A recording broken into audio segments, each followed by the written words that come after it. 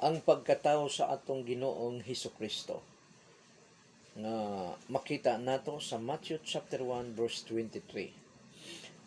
So, kung atong tan-awon, ang Christmas season ay kung dili man ang pinaka-main nga celebration sa tibok tuig sa Christian community, isa kini sa major festival nga gina-celebrate. Almost all Christians nga naga-celebrate niini bisan gani nga ang kadaghanan wala makasabot sa insaktong kahulugan niini nga season. So sa Pilipinas, ang Christmas, ang December ay mauna ang mga tao daghag kwarta, may bonus, na 13-month pay, pero mausab ka na nga pagkahuman sa Christmas ay wala na dayoy mga kwarta tungod sa daghan usab nga ginagastusan. So nga nung gina-celebrate man nato ang Christmas season o sa mga Kristohanon ang Christmas, unang-una kay niini nga season nagpakatao ang Savior sa mga Kristohanon para luwason kita sa atong espiritual nga kapildihan. Unang-una, espiritual nga kaluwasan. Mao nang hinungdan nga nagpakatao ang atong manunubos sa kalibutan. Gani sa Old Testament ay isa sa pinaka klaro nga propesya sa atong Ginoong Dios through the prophet. Isa nini ang Isaiah chapter 7 verse 14, matod pa dinhi, busa ang Ginoo gayud maoy mohatag kaninyong timaan og kini mao ang usa ka batan-ong dalaga nga manamkon og manganak og usa ka batang lalaki og nganlan siyag Emmanuel. So niini nga passage ay dili putli ang giingon dinhi kung dili batan-on. More or less kini nga translation ay RSB nga Tagalog, batan-ong dalaga. Pero makita nato sa tumoy niini nga passage nga matod pa dinhi, batang lalaki nga nganlan siyag Emmanuel. So ang Emmanuel kung atong tan-awon sa Matthew, mao kini ang buti pasabot God with us. Sa Matthew chapter 1 verse 22 to 23, kini nga propesya to prophet Isaiah na fulfill sa pagkatao sa Ginoong Hesus. Matod pa dinhi sa verse 22, ug kining tanan nahitabo aron matuman ang giingon sa Ginoo pinaagi sa propeta. 23, ang usa ka putli nga batan-ong babayi magsabak unya manganak og batang lalaki nganlan siyag Emmanuel, nga sa ato pa ang Dios ania uban kanato. Ang Dios nga dili makita, dili maduulan, dahil kinsa man ang makakita sa atong Ginoong Dios o makaduol man lang kaniya ay mamatay, pinaagi sa atong Ginoong Hesukristo nagpakatao kini para ang dili makita nga Dios ay maipaila sa atong Ginoong Hesukristo in the human flesh. Muna nga nagpakatao ang ikatulo ka persona sa Trinity para mailhan nato ang Dios Amahan nga dili makita. Before sa pagkatao sa Ginoong Hesus, presensya lamang sa Ginoong Dios ang ana sa temple sa Jerusalem. Pero sa pagkatao sa Ginoong Hesus physically, nakauban sa mga Hudiyo 2,000 years ago ang physical nga lawas sa Dios nga nagpakatao diha sa atong Ginoong Hesukristo. John chapter 1 verse 1, sukad pa kaniadto anaa na ang gitawag nga pulong, ang pulong kauban sa Dios og ang pulong mao ang Dios. Sa English ni siya, in the beginning was the Word, and the Word was with God, and the Word was God. Kung ipadayon mo kini pagbasa sa verse 14, John chapter 1 verse 14, matod pa din sa verse 14, ang pulong nagpakatao, the Word became flesh. Ang pulong nagpakatao og nakig-uban kanato, nakita namo ang iyang kadungganan, ingon nga bugtong anak sa amahan. Maluluyon gayud siya og pulos kamatuoran ang iyang gipanulti. So ang pulong daw nga kauban sa Dios sa verse 1 ay nakig-uban sa mga apostoles. Isa na niini ang human author niini nga gospel The Gospel of John, si Apostle John, og nakita daw nila ang kadungganan ingon nga bugtong anak. Isa lamang ang title nga ni angkon niini ka title, bugtong anak sa Dios o anak sa Dios ang atong Ginoong Hesukristo. Matod pa dinhi maluluyon daw siya ang atong Ginoong Hesukristo og pulos ka matuoran ang iyang gipanulti. Mabasa nato sa 1 Peter chapter 2 kung wa ko masayop. Wala daw ni minsan na makak ang atong Ginoong Hesukristo ni kasalanan walay makita kaniya. Muna nga human misa ka ang Ginoong Hesus ug naglingkod sa tuo sa Amahan, gipapuli dayon niya ang Espiritu Santo nga kaparihas gayud kaniya para do na kitay makauban hangtod sa kahangturan.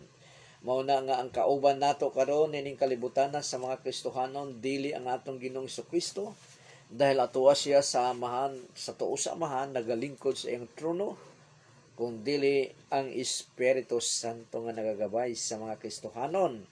Matod pa sa verse 4, matod pa dinhi nga makauban nato siya hangtod sa kahangturan. Sa John chapter 15, kung ako masayok, verse 17. John chapter 14, verse 7 to 9, matod pa dinhi, apan sa pagkatinuod mas makaayo alang kaninyo nga mobiya ako kinsay mideklara nini ang atong Ginoong Hesukristo sa iyang mga disciples. Mas maayo daw nga makabiya siya kay kun dili ako mabiya ang magdadasig dili moabot kaninyo kinsa kining magdadasig ang Espiritu Santo. Ang magdadasig daw ay dili moabot sa mga apostoles o sa mga disciples. Apan kun mobiya ako, ipadala ko siya kaninyo. Verse 8, o kun moabot na siya dinhi sa kalibutan, pailhon niya ang mga tao nga sila mga makasasala. He will convict the world that they are sinful. Apan kun mobiya ako, ipadala ko siya kaninyo. O kung moabot na siya dinhi sa kalibutan, pailhon niya ang mga tao nga sila mga makasasala, nga ako matarong o nga ang Dios magahukom kanila. There is judgment. There is judgment in the coming future. Verse 9, pailhon niya ang mga tao nga sila mga makasasala tungod kay wala sila mutuo kanako. So number 1 nga kasalanan sa mga tao nga makasasala ay sila wala mutuo sa atong Ginoong Hesukristo. Muna ang number 1 nga kasalanan nila. Ayaw nilang mutuo sa atong Ginoong Hesukristo dahil duna sila lain nga gituohan. So kinsa ba ang sentro sa Christmas nga atong gina-celebrate? Siyempre ang atong Ginoong Hesus. Iyon na nga na kadaghanan sa mga tao nangayo og pinaskuhan, nangayo og gift, regalo sa panahon sa Christmas nga wala naman sila mag-celebrate sa ilang kapanganakan. Ang atong Ginoong Hesukristo lang o kadtong mga nangatao sa December munang mangayo og gift kay sila ay diha man natawo sa bulan sa December. Muna nga matod pa sa Lucas chapter 2 verses 6 to 7, sa didto na sila sa Bethlehem kinsa kining sila si Joseph nga earthly ang stepfather ni Jesus, earthly stepfather ni Jesus, ug si Mary nga iyang tawhanong inahan. Sa dito na sila sa Bethlehem, miabot ang panahon nga manganak na si Maria. Nanganak siya lalaki nga mao ang iyang kamagulangan nga anak. So interesting ning words nga kamagulangan. Nganong kamagulangan man? Tungod kay ang atong Ginoong Hesukristo dunay mga igsuon. Si Mary ay wala hilabti ni Joseph until nga gipanganak niya si Jesus Christ. So Virgin Mary ang title ni Mary until nga gipanganak niya si Jesus Christ, dahil pagkahuman niyang panganak kay Jesus Christ, nag-uban sila ni Joseph isip tinuod nga magtiayon. Og mo na nga si James, the human author or writer ng the Epistle of James, si Judas, human author sa writer of Judas, ay mga igsuon nga lalaki sa atong Ginoong Hesukristo. Matod pa dinhi, nanganak siyag lalaki si Mary nga mao ang iyang kamagulangan nga anak. Gibutos niya kini og panapton og gipahigda sa pasungan. Didto sila sa kamalig nga alang sa mga hayop tungod kay wala nay kayoy siya lugar sa balay nga abutanan. So makita nato dinhi nga ang anak sa Dios pwede siyang magpakatao sa harinaanong panimalay. Pwede siyang magpakatao sa mga influential, mga sapian, dungganan nga mga ginikanan, pero wala niya kinipilia kung dili ginagpakatao siya sa mga ubos nga matod pa sa kaubang kong pastor sa una, nagpakatao siya diha sa yanong lungsuranon. Mao nang hinungdan nga pag-abot nila sa Bethlehem ay wala nay lugar, wala na daw balay nga abutanan ang ilang makuha dahil nagpuyo sila nining higayon na sa Nazareth tungod sa census nga gihatag sa emperador sa Roma. Kauban na sang mga nasod nga nasasakupan niini ang Jerusalem. Uli sila sa Jerusalem sa lungsod sa Bethlehem para anong tawag ani, magpalista. Yun na nga na tungod kay ang nauna sa mga hotel, lodging house ay katumangging mga kwartahan ang ilang naabutan. Yun ang priority sa mga negosyante sa mga hotel, mga lodging house. Katumangyod ang mga kwartahan muna nga sila ni Joseph ay dito na lamang sila sa pasungan sa mga hayop daw. Sa Christmas 15 nag-birthday ang Ginoong Hesus munang klaro kayo nga si Jesus Christ ang nag-birthday. Pero according to the church fathers, nagkalain-lain ang ilang deklarasyon kung kanusa unsang bulana nag-birthday o nagipanganak ang atong Ginoong Kristo. Dunay dito sa April, dunay sa January.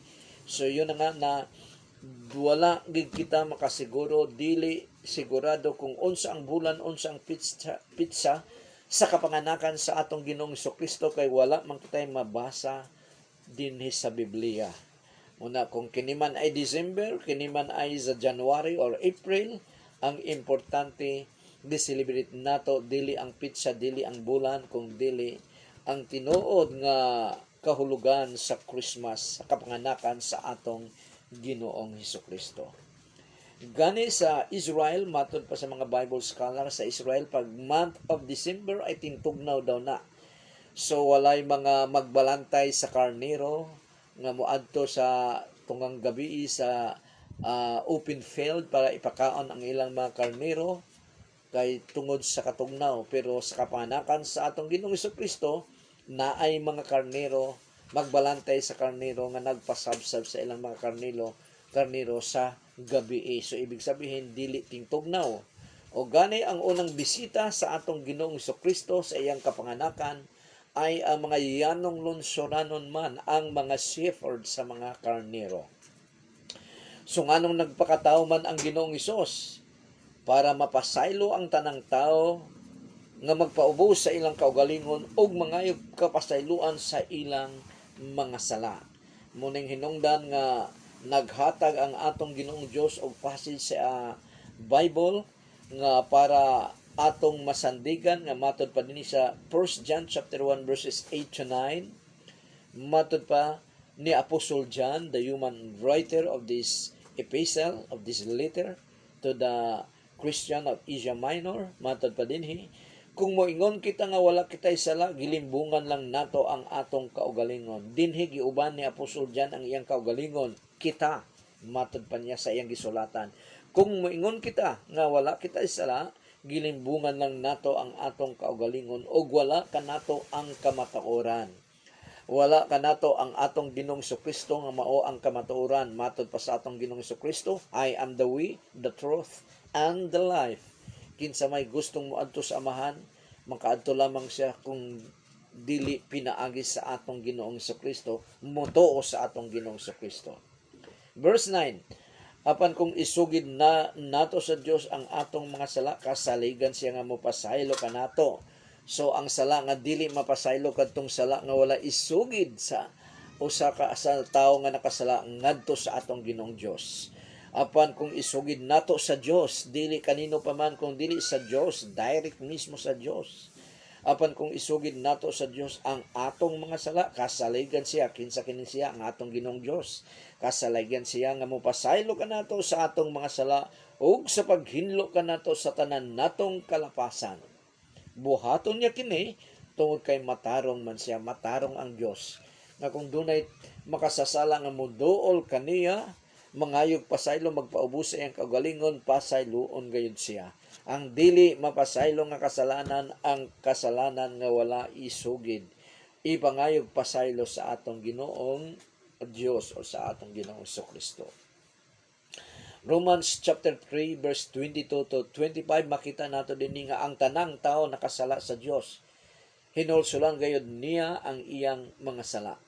Dahil siya ay kundi niya hinulsulan, dili siya magpasaylo sa atong Ginoong Dios, mamatay siya kauban ang iyang kasalanan ngadto sa kalayo sa impierno. Matod pa sa verse 22, gipakamatarong sa Dios ang tao pinaagi sa pagtuo kang Hesukristo. Paano nahimong matarong ang usa ka tawo?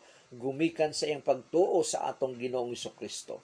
Kaya ang Dios walay pinalabi. Busa si bisan kinsa nga motuo kang Hesukristo, pakamataronganon gayud niya, pakamatarongon gayud niya. Matod pa sa verse 22. Yun nga na, dili sa maayong buhat kita gimatarong sa atong Ginoong Dios kung dili pinaagi sa atong pagtuo sa atong Ginoong Kristo.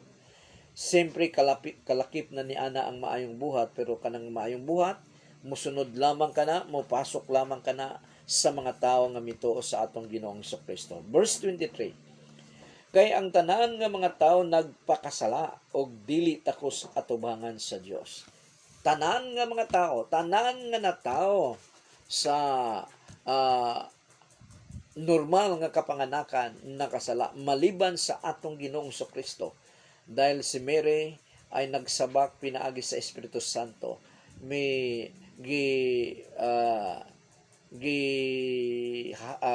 gigamhan siya sa Espiritu Santo, munang ang resulta nagbulo siya sa atong Ginoong Kristo, o ang atong Ginoong Kristo daw ay pagatawgon nga the Son of God. So ang tanan nagpakasala og dili takos atubangan sa atong Ginoong Dios. Verse 24, apan tungod sa grasya sa Dios, grasya, favor sa Dios, bisang ang tao nga iyang gigrasyahan ay dili angayan sa atubangan sa atong Ginoong Dios, pero tungod sa gugma sa atong Ginoong Dios, sa iyang grasya gigrasyahan niyang usa ka tawo.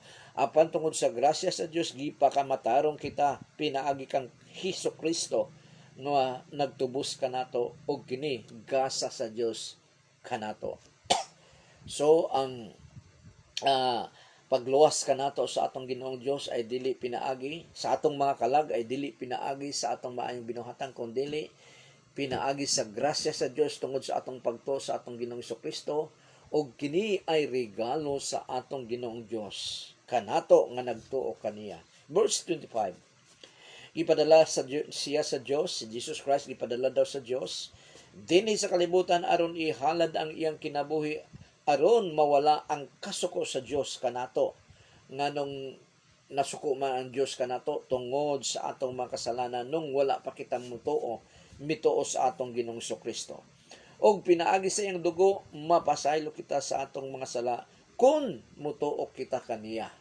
Kun mutuo kita sa atong Ginoong Kristo, ang iyang kamatayon sa krus ng Kalbaryo nga mitubod ang iyang mibuhagay ang iyang dugo dahil gidunggab sa tagiliran sa sundalo, Roman soldier, sa usa ka bangkaw, mao kini ang nagluwas kanato. Matod pa din sa verse 25. Pinaagi sa iyang dugo, mapasaylo kita sa atong mga sala kun mao ni ang requirements, mutuo kita kaniya, mutuo kay Jesus Christ. Gibuhat kini sa Dios sa pagpakita nga siya matarong, kay kaniadto gipalabay lang niya ang atong mga sala tungod kay mainantuson siya angay naunta kita nga silutan. Kung dili pa mainantuson ang atong Ginoong Dios, nagmapasensyoso, gisilutan naunta kita sa atong Ginoong Dios. Pero gipadala niya ang iyang bugtong anak para maluwas kita dito sa Kalbaryo, sa cross sa Kalbaryo.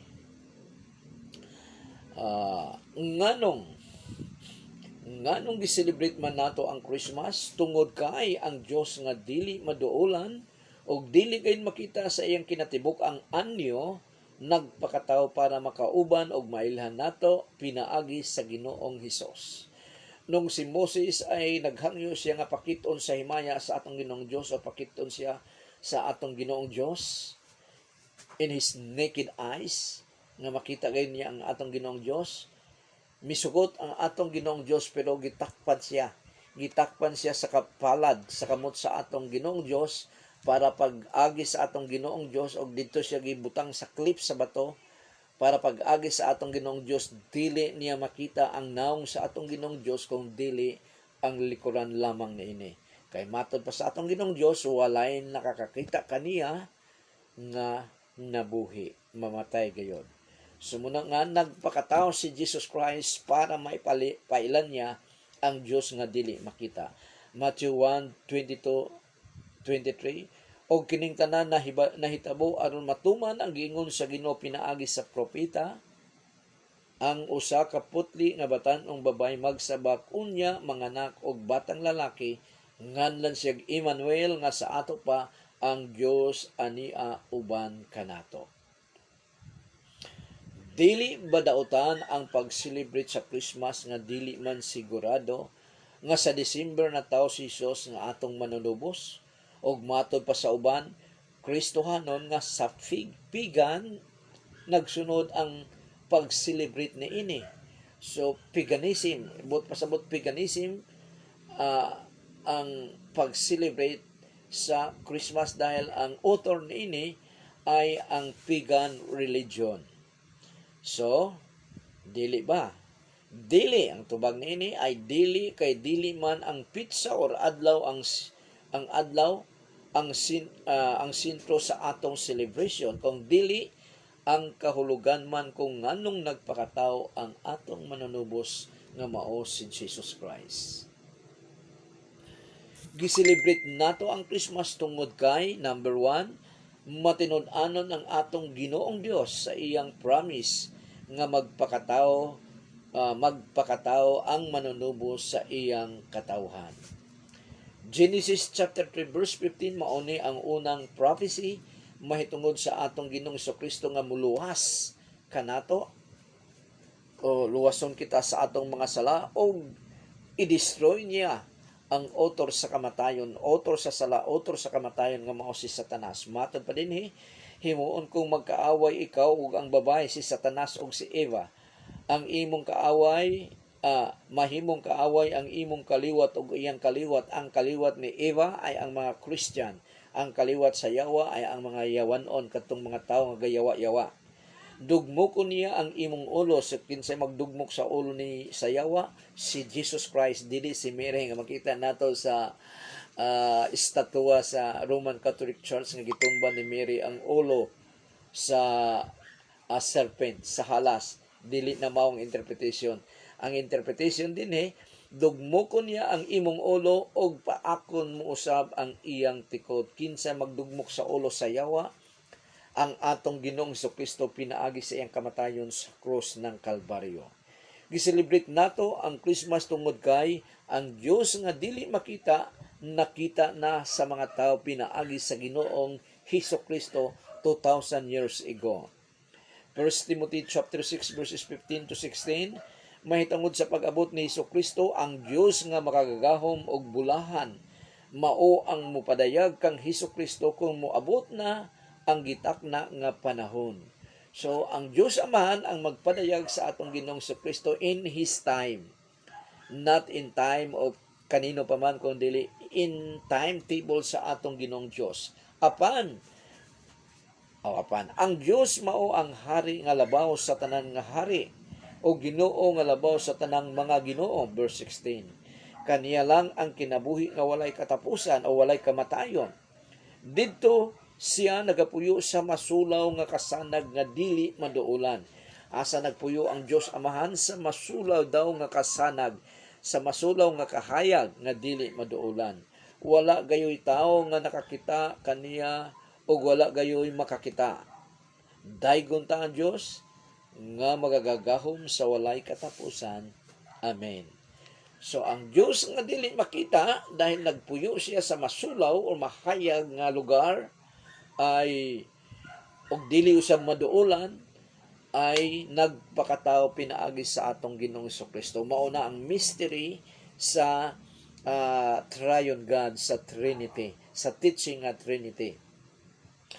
Ang Diyos ay nagpadayag sa tulo ka nagkalaing-laing persona. Pag sinabing nagkalaing-laing persona, siya ang gilansang sa krus sa Kalbaryo, dili ang Diyos Aman kung dili si Jesus Christ.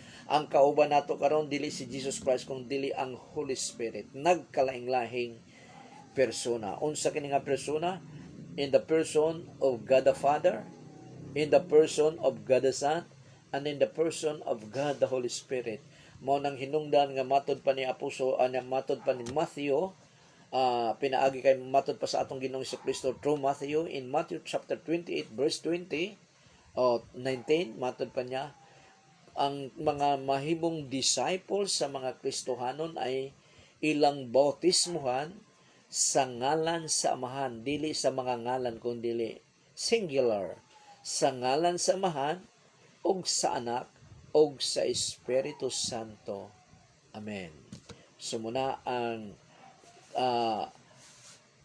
ang mystery sa Trinity nga dili kayang ipaliwanag sa usa ka tawo dahil kinsa mang tawo nga makapaliwanag sa mystery sa Trinity, Diyos na usab siya dahil napaliwanag niya ang mystery, ang teaching sa Trinity.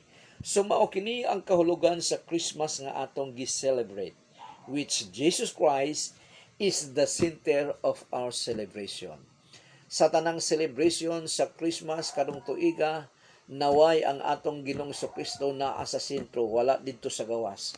Wala siya didto sa gawas tungod sa nahitabong mga inuman, mga kasayahan nga wala masentro sa atong Ginoong Kristo. Ang sentro sa atong ang sentro sa nining celebration sa Christmas ang atong Ginoong Hesukristo. Therefore, tanang mga celebration ay gi-celebrate in the name of the Lord Jesus Christ o anaa sentro ang atong Ginoong Hesukristo. Maayong gabi sa tanan og dinhin lang kita hotobuli sa sunod naman nga atong pagtalakay dahil man karon of December, celebration sa kapanganakan sa atong Ginoong Kristo. Ang atong topic ay puro mahitungod sa atong Ginoong Kristo sa iyang pag-anhi niining kalibutana para kita luwason sa atong mga sala o makasama niya dito sa lugar diin iyang giandam 2,000 years ago. Bago siya misaka sa langit, mingon siya sa iyang mga tinunan, sa iyang mga disciples nga mobiya ako aron pag-andam og lugar para kaninyo. Og pag nahuman ko na pag-andam ang lugar para kaninyo, mobalik ako dinhi og kuhaon ko kamo para kung asa ko at tuwa usab kamo. So ang mga tao lamang nga makasama, makuha sa atong Ginoong Kristo ug madala niya sa iyang Pinoy-anan nga giandam 2,000 years ago ay kadto lamang mga tao nga mituo sa atong Ginoong Kristo.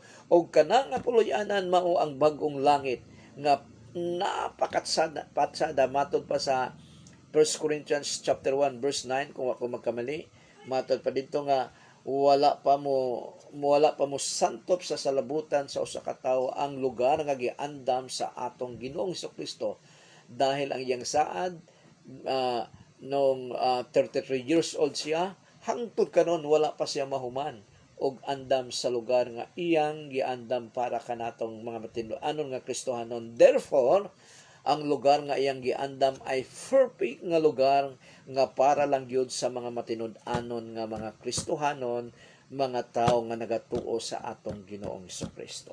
Daghang kaayong salamat og maayong gabi sa tanan og dahil ang Ginoong Kristo ang atong gihisgutan, tapuson nato kini sa mga pag-ampo. Among Amahan, sa pangalan ni Jesus, salamat kay Ginoo sa katatapos namong pagtuon sa imong pulong, O Lord God. Naway ang among natun-an nining gabion na Panginoon makadugang og palig-on sa among pagtuo sa iyo, O Lord God, nga magresulta Ginoo sa kahimayaan sa imong pangalan Panginoon through us, O Lord God. Make us a channel of blessings, Panginoon, especially in spiritual blessings, Panginoon, to others, O Lord God, even to our enemy, Panginoon. Salamat kay Ginoo nining kagabion sa pangalan ni Jesus. Amen. Amen and amen. Maayong gabi sa tanan. Bye-bye.